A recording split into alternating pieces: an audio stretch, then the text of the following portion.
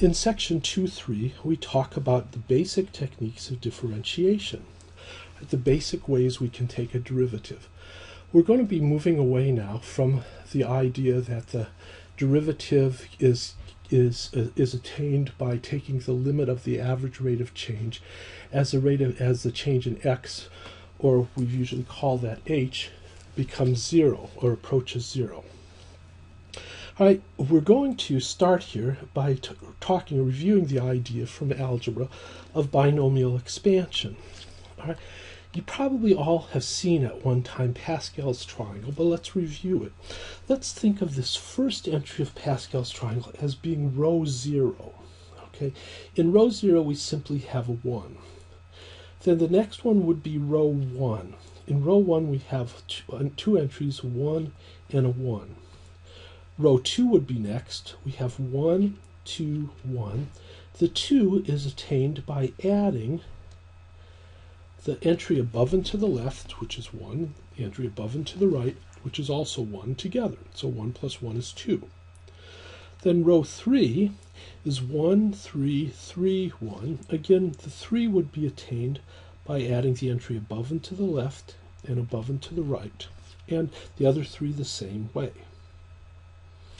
All right, we keep on going like this, all right, in Pascal's triangle. If we notice a pattern here, in the row 0 entry, there's a 1, and then, well, there's nothing here, but maybe we could think of that as being a 0. Row 1, there's a 1 and a 1. Row 2, there's a 1, then a 2. Row 3, there's a 1, then a 3. So if we would go all the way down to row n,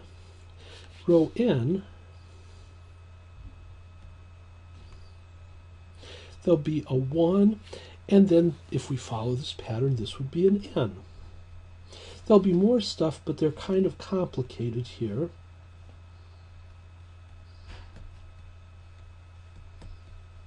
And we won't need to worry too much about them. All right, now the entries in Pascal's triangle form what are called the coefficients of binomial expansion. Let's see how that works. Let's suppose we want to raise a plus b to the 5th power. To do this in the ordinary way, we'd take a plus b, and we'd have to multiply it by itself, and take that result and multiply it by a plus b again, and that result multiply it by a plus b again, and that result and multiply it by a plus b again, until we've multiplied a plus b together 5 times. That would be a job. Right, but we can use the coefficients of binomial expansion from Pascal's triangle to do this in short order. All right, so remember row 0, a 1, row 1, a 1 and a 1, row 2, a 1, 2, 1, row 3, a 1, 3, 3, 1. We've seen that so far. Row 4 is a 1, 1 and 3 is 4, 3 and 3 is 6, 3 and 1 is 4, and then a 1.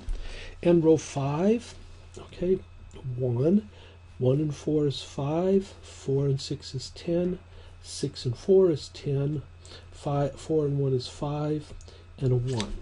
All right, and we'll use this row 5 since we're raising this to the 5th power. All right, now let's see, here's how it works. Notice this is to the 5th power. So I start out with, and I'll write the coefficient just for emphasis, 1 times a to the 5th power. Okay, 1 is the coefficient. Remember, we're raising the whole thing to the 5th power, so a to the 5th. All right, plus the next term will have the coefficient 5, the next entry of row 5, times a, but a to one smaller power from 5 down to 4, then times b to the 1st. Okay? Then 10, the next entry, reduce the power on a to the 3rd, increase the power on b to the 2nd. All right?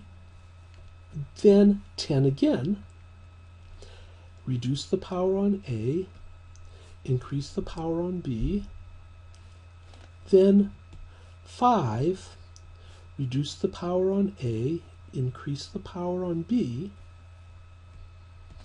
and finally 1. If we reduce the power on a, we'll have a to the 0, which is 1. Increase the power on b, we'll have b to the 5th. And here would be this, if we multiply this out in combined like terms, we'd get precisely this expression. All right, but this goes much more quickly. All right, let's do another example. All right, suppose we want to raise, the quantity x squared plus 2y to the 3rd power. Notice we're raising it to the 3rd power, so we'll need row 3 of Pascal's triangle. Here's row 3. Remember, the first row is row 0. Okay? All right, now I can use those entries. I'll have 1 times this expression, this first term, raised to the 3rd power, so that will be x squared to the 3rd, plus 3 times x squared, the first term, but now to 1 lower power, 2 instead of 3, times the second term, 2y to the 1st power, plus a 3, reduce the power on x squared, increase the power on 2y, and then finally plus 1 times, reduce the power on x squared, we'll get x squared to the 0 power, which is 1, increase the power on 2y, we'll get 2y to the 3rd power.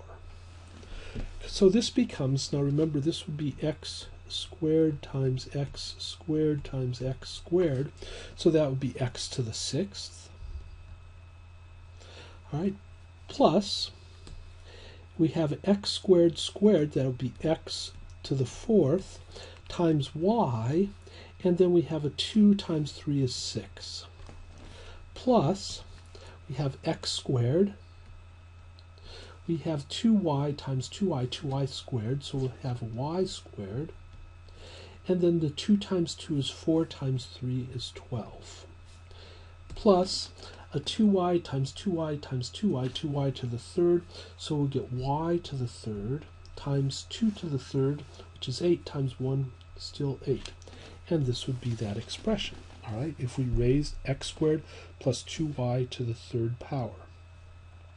Okay, one more, and this is the example x plus h raised to the power n. So remember, we're going to have to use the nth row, and remember what that looks like. This, we start out with row 0, 1, row 1, 1, 1, row 2, 1, 2, 1, row 3, 1, 3, 3, 1. And if we keep on going like this, row n, all right, starts with a 1 and then has an n. And remember, we said the other terms are complicated.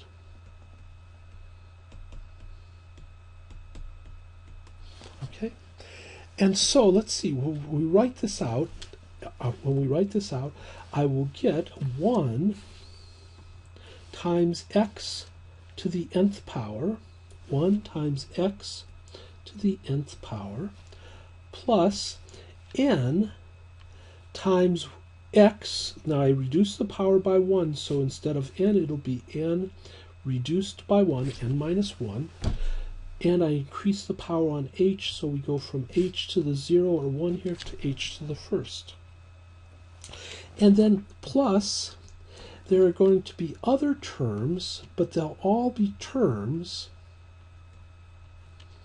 oops, not terms, terms,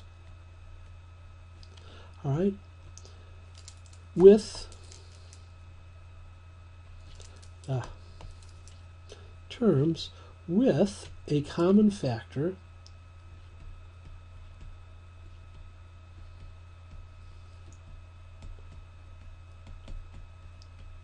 of, Now remember, the powers on h go up, so the next term will have an h squared and an h to the third and h to the fourth and so on, all the way up to an h to the nth. So notice that the smallest of these has an h to the second, and then they have higher and higher powers of h after that. So they'll all have at least h squared in them. Okay? And, excuse me, when we look at this, this is going to be x to the n plus n times x to the n minus 1, all right, times h, plus h squared times these terms after h, the h squared factor is removed.